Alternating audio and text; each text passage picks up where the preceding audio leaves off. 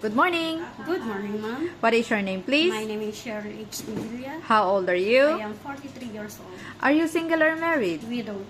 Okay, you have a children? Yes, ma'am. I have 3 children. And how old? 21, 20, and 17. How many years you work experience in Hong Kong? 6 years, ma'am. Aside of Hong Kong, do you have any experience in other country? No, ma'am. Okay. You experience the taking care of newborn baby? Yes, ma'am. Children? Yes, ma'am. Pet? No. No, ma'am. And then elderly? Yes, ma'am. Okay. And you can speak Cantonese? A little bit, ma'am. Okay.